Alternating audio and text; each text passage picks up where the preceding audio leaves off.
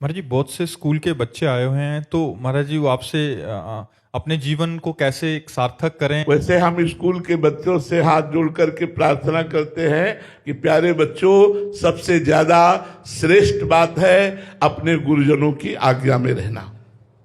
गुरुजनों में माता पिता टीचर सब आते हैं, इनकी आज्ञा में रहो, इनका अपमान मत करो, कोई नशा मत करो, और जो आजकल गंदी बात चल गई है बॉयफ्रेंड गर्लफ्रेंड, इससे बचो।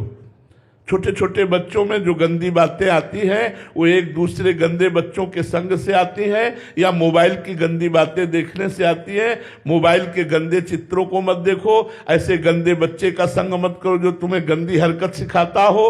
अपने टीचर गुरुदेव की आज्ञा में रहो, अपने माता पिता की आज्ञा में रहो, और अगर तुम्हें 10-5 मिनट समय मिले तो काउंटर से लेकर राधा राधा राधा नाम जप करो, और अपनी पढ़ाई को ही भक्ति समझो, पढ़ाई को ही पूजा समझो, तो तुम्हारा मंगल कल्याण हो जाएगा। आजकल छोटे छोटे बच्चे गंदे आचरण और व्यसन की तरफ बढ़ रहे हैं, माता पिता और टीचर का अपमान कर रहे हैं। यदि टीचर उनको डांटना चाहे तो उनके साथ अभद्र व्यवहार घर वाले करने लगते हैं, इसलिए बच्चों का जीवन और भविष्य फिर वो संकटपूर्ण हो जाता है।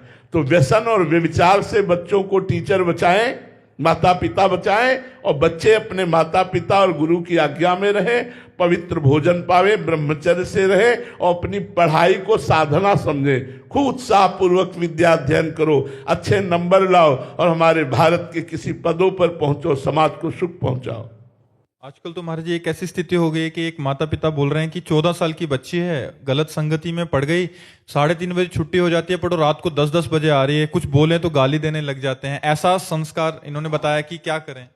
तो ये हाल स्कूलों से और महाराज जी कुसंगति होने हाँ, गलत संग से ऐसा एक नहीं लाखों बच्चे मतलब इससे शिकार हो रहे हैं।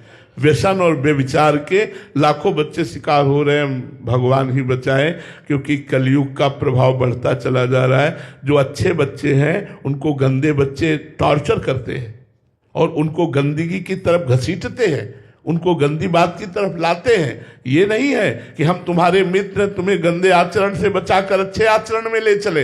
अगर बॉयफ्रेंड गर्लफ्रेंड नहीं तो उसका उपहास करते हैं बच्चे का।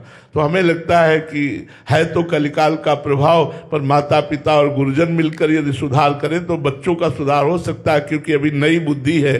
बहुत से ऐसे अच्छे बच्चे हैं जो अपने आप को संभाल रहे हैं। मुकेश शर्मा जी, राधे राधे महाराज जी।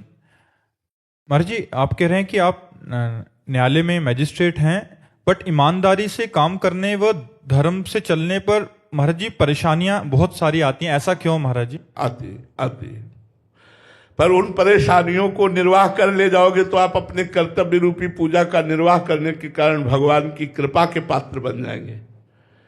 और यदि आप अधर्म से चलेंगे तो माना कि आपके पास बहुत से रुपए होंगे, लेकिन आप फिर नरक के अधिकारी बनेंगे, क्योंकि सबसे बड़ा न्यायाधीश तो आपकी एक एक चाल को देख रहा है, एक एक सेकंड को देख रहा है। कहीं हम धन लेकर के निर्दोष को दंड दे दिया और दोषी को मुक्त कर दिया तो वो अपराध हमें भोगना पड़ेगा। हाँ ठीक है, आपका कोई सहयोग नहीं देगा, क्योंकि कलयुग है। आज आपके विरुद्ध चलने वाले मिलेंगे, आपको धमकाने वाले मिलेंगे, आपको प्रलोभन देने वाले मिलेंगे, लेकिन आपको धर्म से चलने के लिए कोई सपोर्ट नहीं करेगा। लेकिन भगवान सपोर्ट करता है, धर्म से चलने वाले का भगवान सपोर्ट करता है। आप ईमानदारी से धर्म पूर्वक चलिए, आपका कोई बाल बांका नहीं कर सकता। सीम की चाप सके को तासु, बड़ रखवार रमापति जासु। अगर दोषी है तो चाहे तुम्हें रुपये से तौल दे, उसको सजा जरूर दो, बिल्कुल उसको बख्शो मत। और निर्दोष है तो आप उसे मुक्त कर दो। यदि आपको साक्ष्य से मिलते हैं, हृदय ऐसा कहता है, तो निर्दोष को कभी दंड मत दो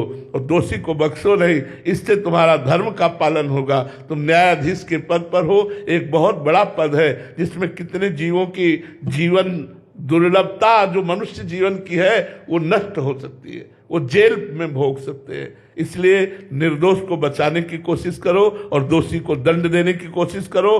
भय और प्रलोभन के अधीन मत हो, भगवान तुम्हारे साथ है।